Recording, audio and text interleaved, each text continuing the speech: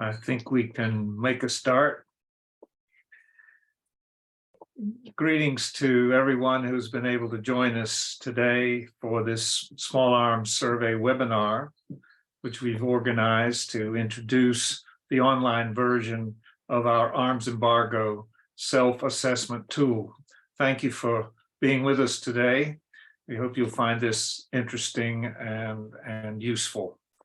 My name's David Atwood. I work as a consultant with the Small Arms Survey and have been actively involved in the project of which this new resource is a product. That is the survey's strengthening implementation and enforcement of the arms embargo on North Korea, or SAENK as we call it. Let me just turn over the mic to my colleague, Gian Giezendanner, to introduce himself. Thank you very much, David, and good afternoon also from my side to everyone. My name is Gian Giezendanner, and I'm a project officer at the Small Arms Survey. And over the last several years, I've had the pleasure to act as project coordinator for the SAENK project. You will hear a bit more from me later on, but for now, over to David again. Thank you, David. Thank you, John. John and I are going to provide you today with an overview of this new online tool and how to use it. There will then be an opportunity for comments and for questions from you participants. As we go along, if you have questions, you can put them into the chat function. Also, during the course of this webinar, some resource information will be posted alongside the webinar as well, just for you to take note of. The strengthening the implementation and enforcement of the arms embargo on North Korea project, which is now completing its second phase, has had as its principal aims a number of areas. First, to strengthen national compliance with the UN Security Council resolution obligations related to the North Korea sanctions regime. Second, to increase detection of UN sanctions evasion by North Korea and provide support to improving national regulatory frameworks. Thirdly, to increase technical knowledge of the arms embargo and techniques used to violate it, and to enhance coordination and information sharing on the implementation and enforcement of the UN arms embargo on North Korea at the international level. But I think we want to add as well that as we've gone through the life of this project, we've also sought to undertake the work of the project in such a way that the outcomes of that work have application to broader considerations of arms embargoes and to arms regulatory mechanisms more generally. The work of the project has thus had two core dimensions, that of information sharing and of capacity building. And we've developed the Arms Embargo Self-Assessment Tool very much as a part of these two dimensions. Arms embargoes, conventional and weapons of mass destruction, are one of the most frequently imposed types of sanctions used to compel states or other actors to change their behavior in the interests of international peace and security. The Arms Embargo Self-Assessment Tool has been designed to assist UN member states in their implementation of arms embargoes mandated by UN Security Council resolutions, particularly those relating to North Korea. We're very pleased today to be able to introduce to you this online version of our tool. We've designed this online version in the hope that the tool will achieve a wider circulation and use by states. What does the Arms Embargo Self-Assessment Tool aim to do in particular? The tool seeks to provide a comprehensive guide to help states to develop a full picture of their current national practices in implementing arms embargoes mandated by the United Nations Security Council, particularly those relating to North Korea. It also seeks to help states attain insight into the strengths and weaknesses of their current practices and take note of where gaps may exist in those national practices that need to be filled in order to more effectively implement such arms embargoes. And finally, in undertaking the national review that is suggested by this tool, states should also be able to identify where assistance might be helpful in improving, strengthening national practice. So those are the three underpinning directions and reasons for putting this tool together.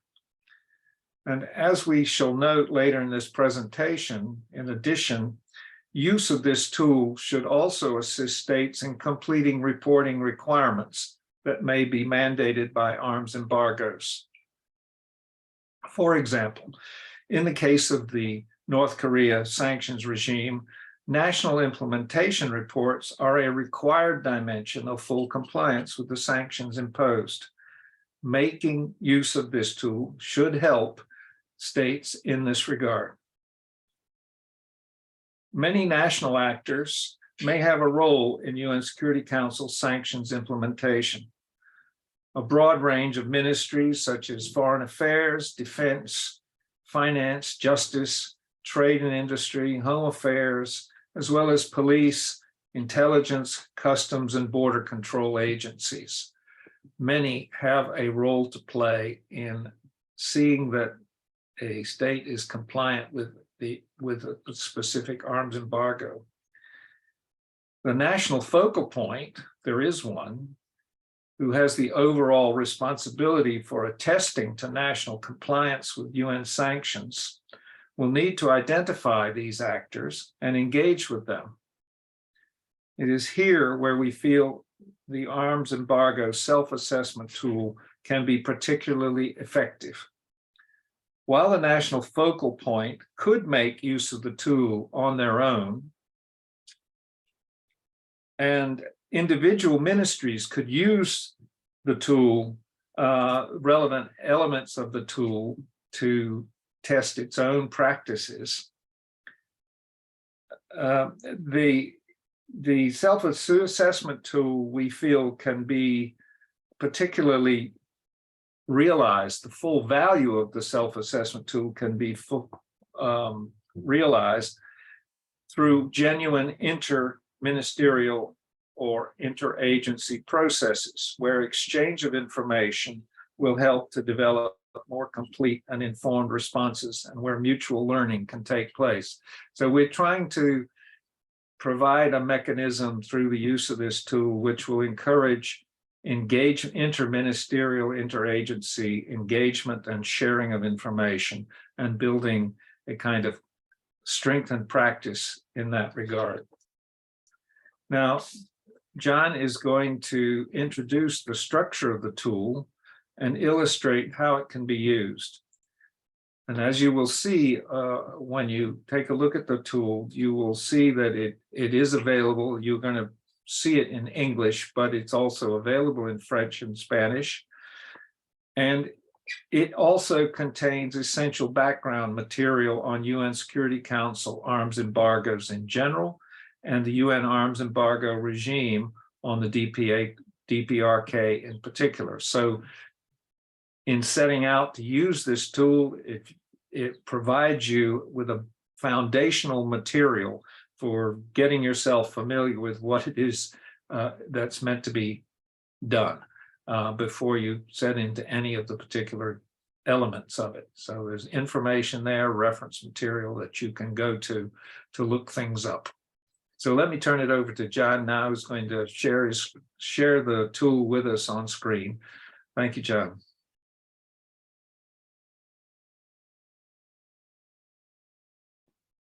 Thank you very much, David. Just take a brief moment to share my screen with you.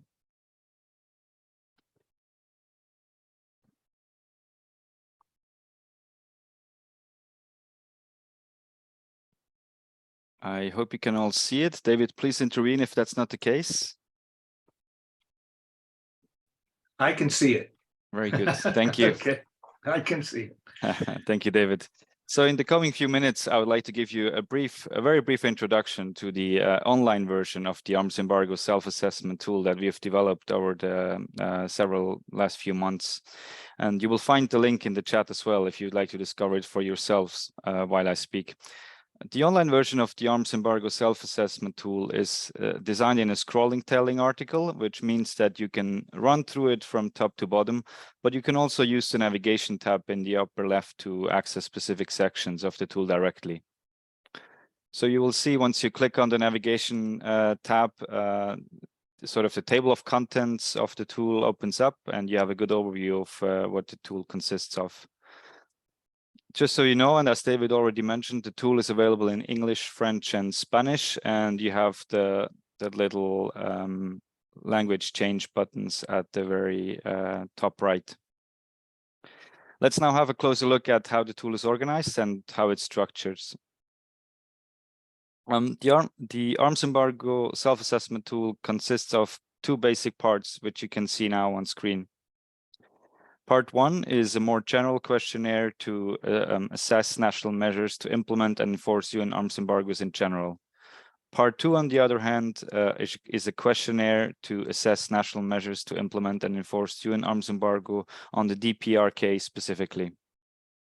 You can see that Part 1 consists of 4 main sections, whereas Part 2 consists of a total of 7 sections. Each section contains one or more core questions, as we call it. These really form the basis of the self-assessment questionnaire.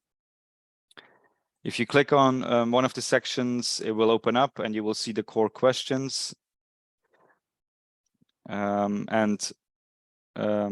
We will now change to one of the core questions in just as an example. Let's take 2.1 maybe, which is about the competent national authorities and interagency cooperation.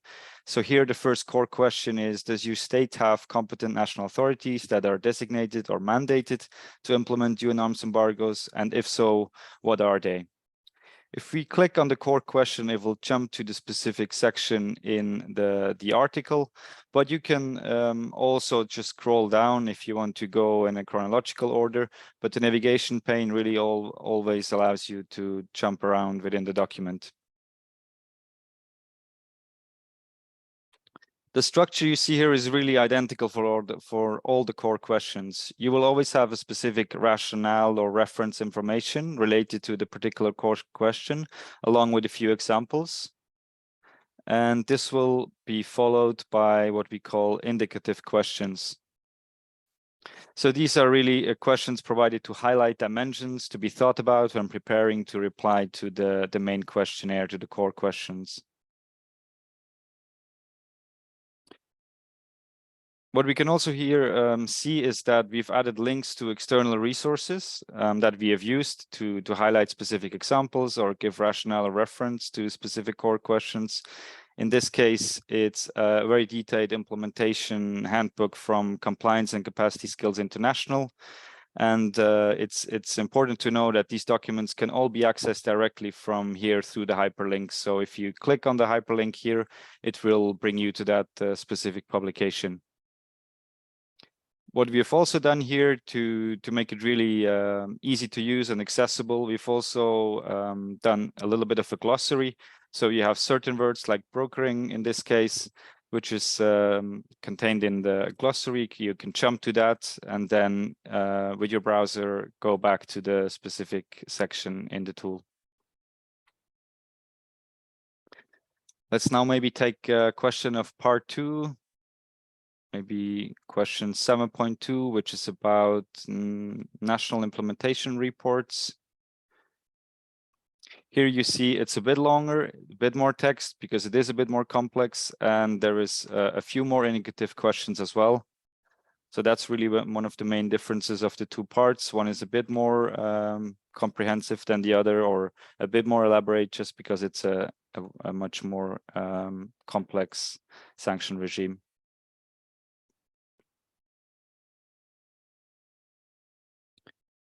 One function I would also like to show you is from the navigation tab, the background information.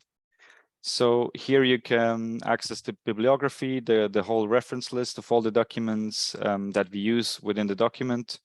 You can access the glossary as well to find all different keywords together. And we've also included additional resources that we haven't directly used in the tool, but that we think could be useful for anyone going through the questionnaire. What we've also included is short background notes on UN Security Council arms embargoes and the arms embargo on the DPRK specifically. With that, I end my brief presentation on the tool, and will hand over to David again.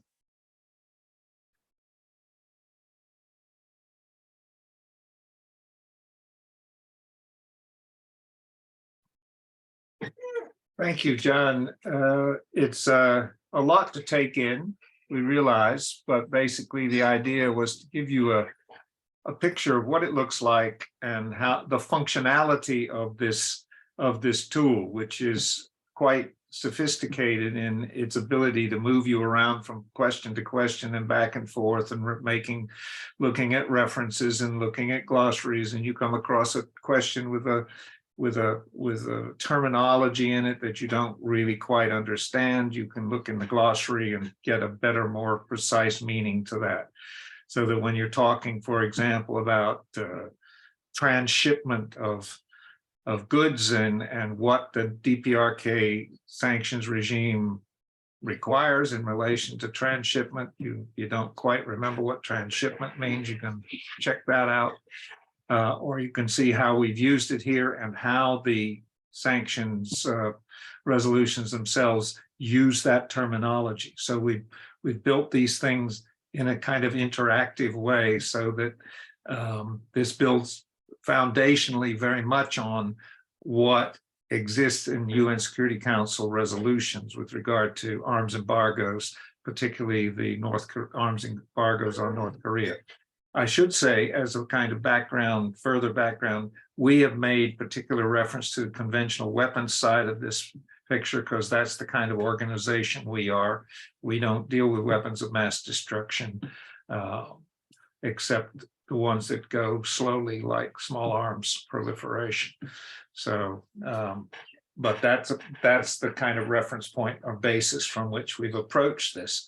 Nevertheless, I think we hope states will find this useful.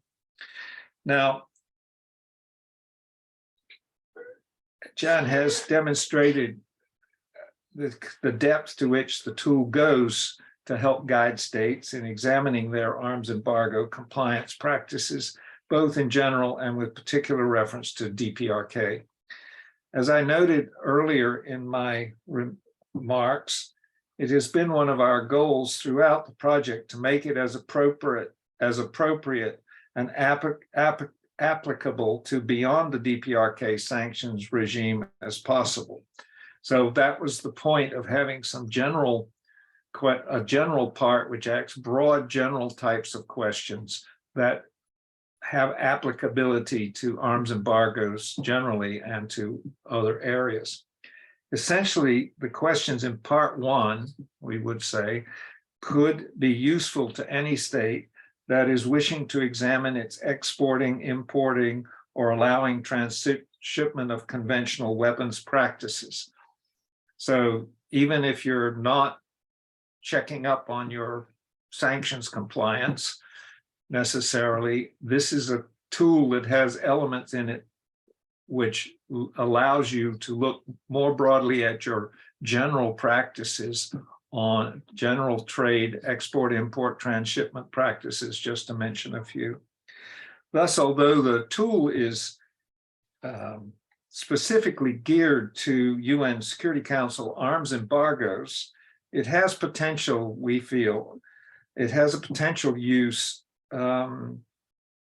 with other conventional weapons instruments, such as the UN Program of Action, the Arms Trade Treaty, and others, because you will notice that they're kind of overlapping types of questions that very often states are asked to supply information on, particularly in terms of the ATT itself, but others as well. I've noted earlier also that the use of this tool, including identifying gaps and tracking over time how well the state is doing in closing these gaps as part of strengthening national practice, could also be useful in national reporting where required. And when we get to the end of this session today, we will point out a number of other resources that we have which are directly related to elements in this tool. But in particular, we've done a report on the value of reporting, national reporting practices under the UN sanctions regime on North Korea. And in that, we look particularly at synergies that can be realized by states in streamlining and reducing the burden of reporting requirements. So we feel this tool will be helpful to states as they struggle with these regular reporting requests that they have from different instruments that they belong to and provided you've answered some questions in relation to this, you can make reference to it in those other instruments. Making use of the Arms Embargo Self-Assessment Tool, we would argue, can be a helpful element in this. So really, that is in a brief summary of our tool and its purposes and how it works. And we'd now like to hear from you, any comments or questions that you might have. And we're pleased to actually have a comment from two people we've spoken to in advance to kick off this part of our webinar. First, let me introduce Aurel Niederberger, who is a political affairs officer in the Security Council section of the UN division of the Federal Department of Foreign Affairs in Switzerland. And as Switzerland is currently a member of the UN Security Council and has inherited particular responsibility for the 1718 committee, that's the committee that oversees the DPRK sanctions regime. Aurel has agreed to kind of reflect a little bit from that perspective, some elements from his own thinking and observations that he might have on the utility of this tool. Aurel, over to you. Thank you very much. Thank you, David and John. Do you hear me? I think it seems to be working. Great. Well, congratulations on this truly great project. The Small Arms Survey has been a close partner of the Swiss Federal Department of Foreign Affairs since the survey's creation in 1999. And in this time, you have really made fundamental contributions to the monitoring of UN arms embargoes and shaped some of the working methods of the UN panels of experts over the years. So now when talking of UN arms embargoes, we think more commonly of arms import embargoes and export embargoes, just as when talking of the 1718, that's the DPRK sanctions regime, we think more commonly of the big arms rather than small arms, as you mentioned, David. So this means that you have identified a gap really here and an important gap. And we are therefore glad to see that the Small Arms Service directing its expertise and know-how at this important issue. And this kind of guidance and self-assessment tool really seems to be the best way forward here. As you mentioned, we were chair of the 1718 Sanctions Committee. So Switzerland is the chair, and this sanctions committee is a subsidiary body of the Security Council and entrusted with the monitoring of the implementation of the sanctions measures with the assistance of the panel of experts. The 1718 sanctions regime represents the UN sanctions regime with the most comprehensive measures by far in place, and this complexity of the regime entails precisely a higher demand for information and support on behalf of the member states who are obliged to implement the sanctions regime. Consequently, the panel of experts' latest report contains a recommendation on precisely this regarding information outreach to member states requiring assistance. And this demonstrates, again, the importance of your work as you provide precisely this easily accessible guidance.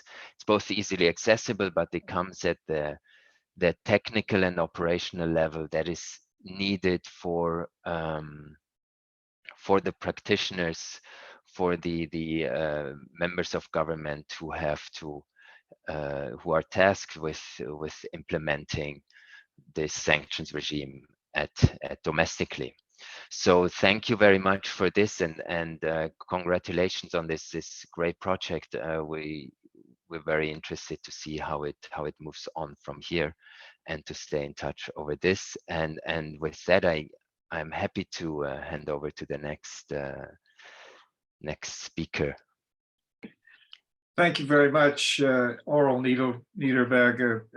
That's very helpful contextual information from your what we say at the coal face, as you are at the moment, of this work. In terms of approaching the sanctions, the sanction regime from your setting there in the UN Security Council. So thank you for those observations, and also for the things you've suggested where this tool might be helpful, particularly that identification of assistance needs by states, so that when the gaps have been identified, states can say, well, we don't quite know how to do this, here's something we need assistance with. And that's where the communication with the committee and with the panel comes in terms of direct communication. You will see in the guide itself, there are questions related to how do you interact with the committee and with the panel. So it's an encouragement to states to make use of that channel for doing their work. Now let me introduce Mr. Li Jiangfeng, who is a member of the DPRK panel of experts. So we're very privileged to have both somebody representing the state that's chairing the 1718 committee and a representative of the panel of experts. Li Jiangfeng has also been participant in a number of the activities that we've had along the way in this project. So we're very grateful to you for being willing to speak, make some comments today about observations on the utility or potential utility of this tool. Thanks very much. I'll turn it over to you now.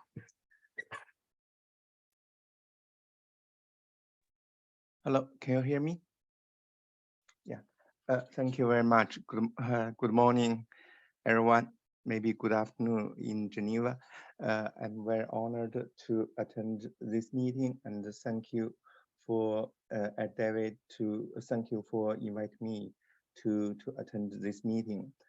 First, I need to make it clear that all my comments on represent myself. I cannot speak on behalf of the panel. I cannot speak on behalf of the UN due to my working nature. So I just make some personal comments on your work.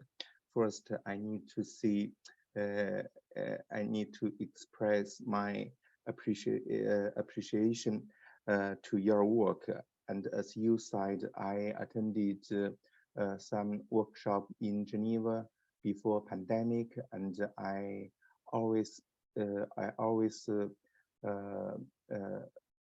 keeping a very close eye on your work, and I need to say thank you for your project work, and I think it is very important for not only member states, and I think in our in UN resolutions always emphasize that the sanction regime is not only related to member states, but also needs entities, individuals, and international organizations to involve into this regime. Otherwise, it is just a sole play by the member states is not enough.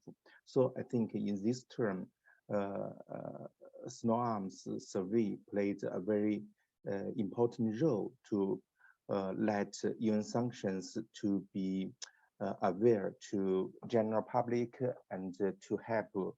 I think in my feeling, and I think your work helped me a lot to do my duty under the UN sanction regime. Thank you so much. And I also noticed that several days ago, your David and Gina, you write a new report to talk about the value of the national implementation reports, and I think it's a very good excellent report, and I reviewed it several days ago, and I also noticed that David, that there is a professional medium, NK News. NK News yesterday reported NK News, North Korean news, is hosted in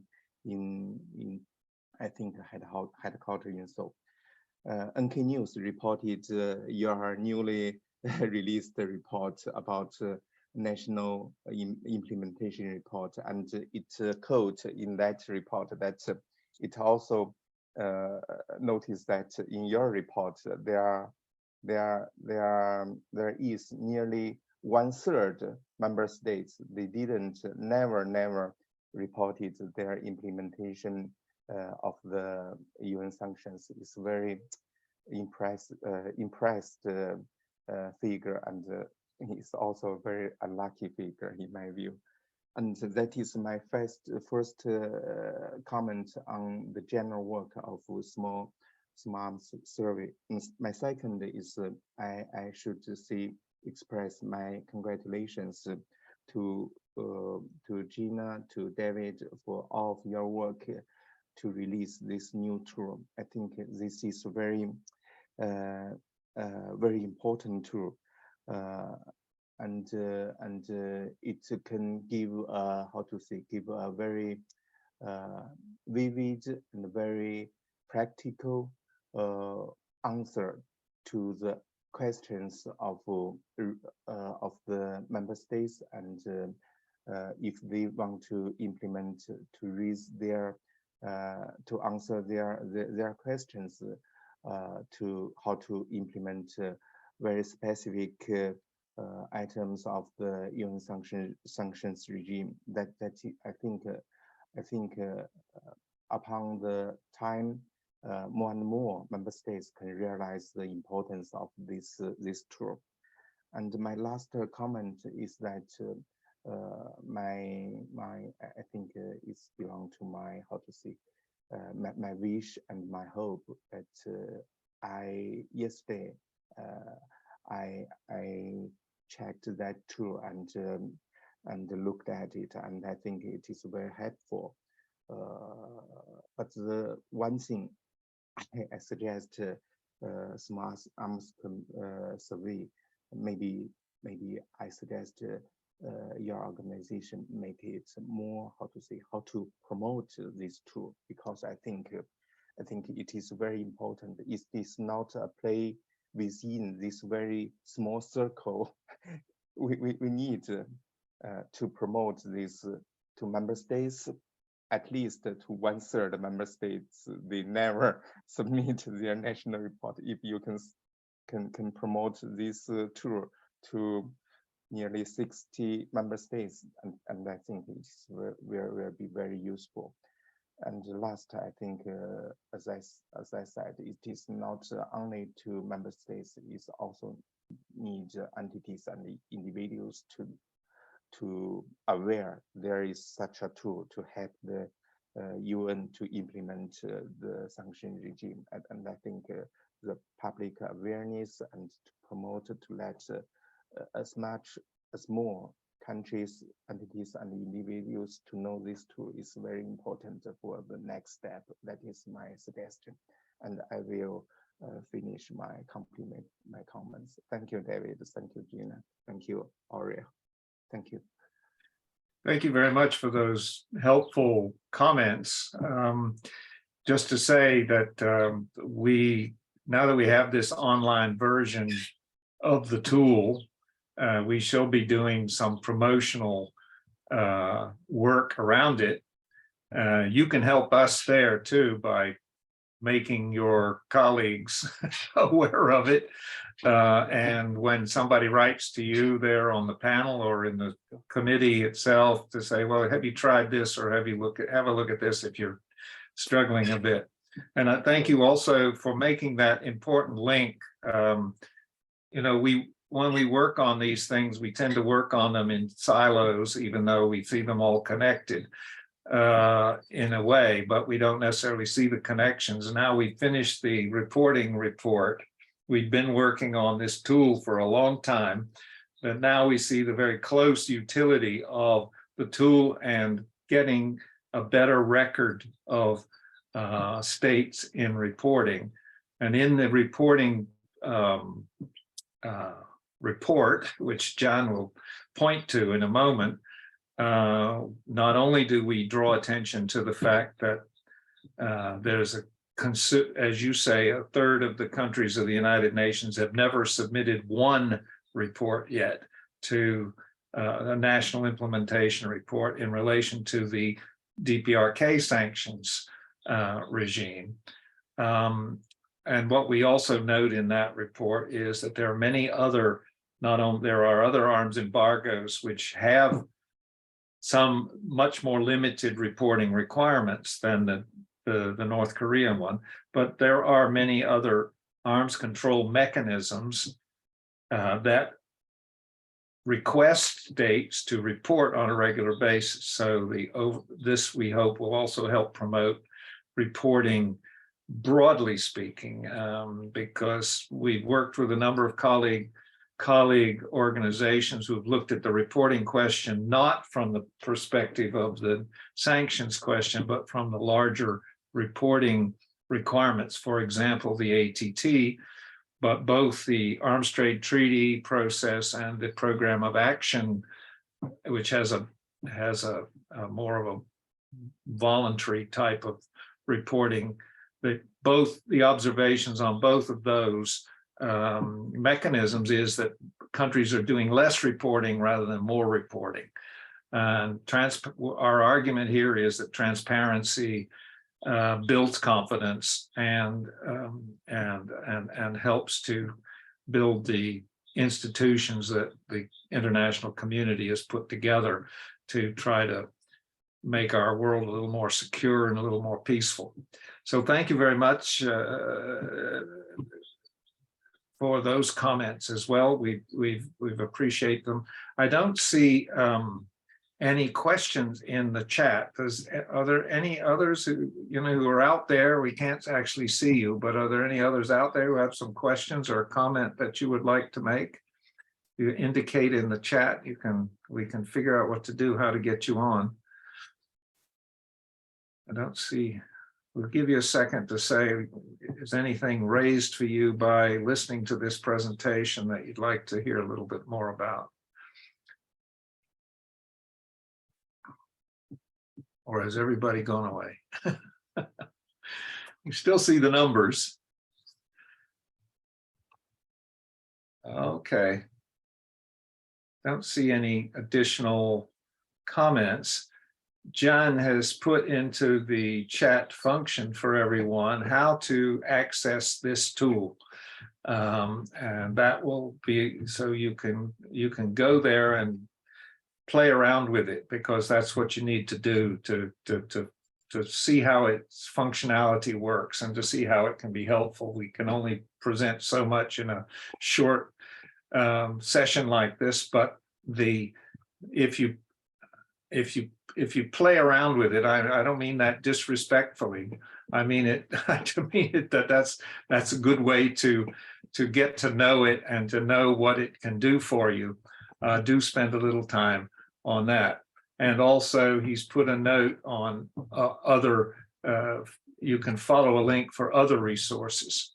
So I don't see any other comments. Does Oral or Zhangfeng, do you have any further comments you want to make at this point? No, thank you. And absolutely, I will first promote this tool to my colleagues in the panel. Thank you. Sir. Thank you. Thank you. And Oral, anything else you want to add? No, thank you. I'll be happy to stay in touch with you over this. So. Okay, well, look, John and I want to thank both of you for taking time out of your very busy life, because UN Security Council work is more than full-time job. So thank you for taking the time to help us out this afternoon and to offer your observations. John, I'm going to go back to you so that you can point out a couple of other things that we've made only brief reference to at this point.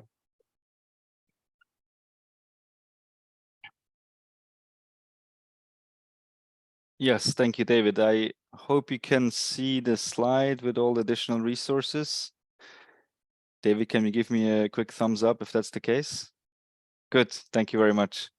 So I just wanted to, before the end of this webinar, take the opportunity to make you aware of the audio resources that we produce under the SAENK project, and you can access all of them on the Small Arms Survey webpage and also through the link that I've just shared in the chat. Apart from the self-assessment tool, we've also developed a series of how-to guides in the first phase of this project.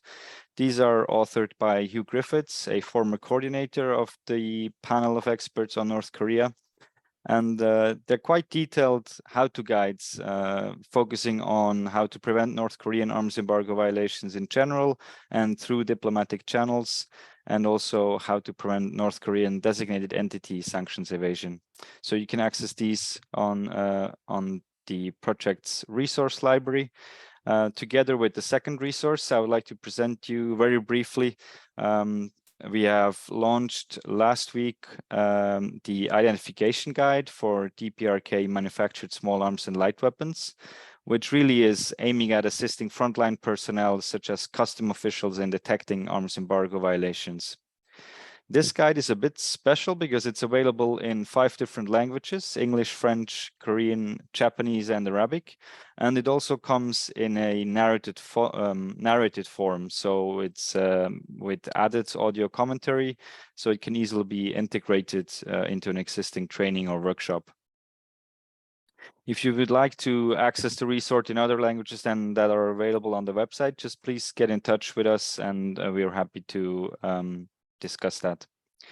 We've also published a briefing paper and a report under this project, and the report has already been mentioned by our colleague from the panel. The briefing paper, first of all, from 2022, it provides a detailed overview on how the DPRK evades sanctions by employing its diplomatic resources and by exploiting key loopholes relating to transport, logistics, and proliferation finance. And finally, and importantly, I would like to mention here the recently published study on national implementation reporting.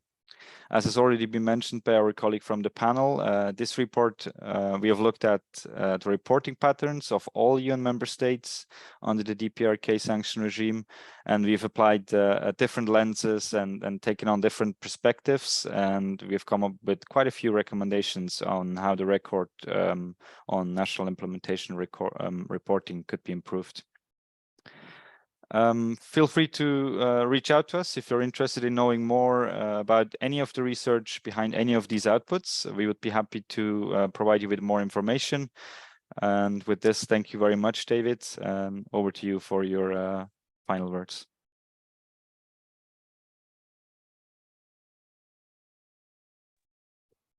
Thanks very much, John. We haven't got, I don't spot any other questions at this point, but as John says, please feel free to be in touch with us about this. If you start playing around with the tool and you have some questions about it, do be in touch with us, and do the best we can. Also, if you have colleagues who you don't feel like going through what we've said here, we have recorded this this webinar, and it will be available to people to listen to. So let me finish for today.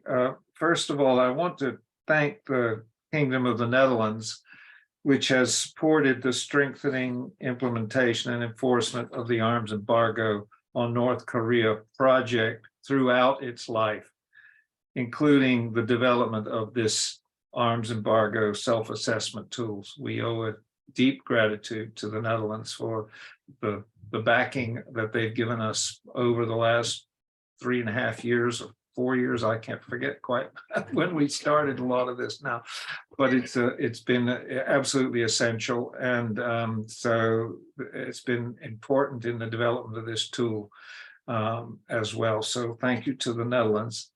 Thanks to Oral Niederberger and Li Zhangfeng for your participation today and your very helpful comments.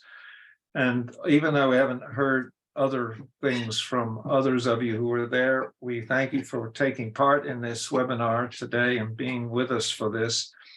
And then finally, just let me thank my colleague, Gian Giezendanner, for his help in the presentation as well today.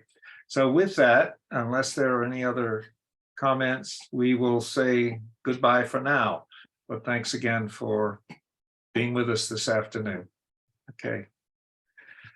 Goodbye.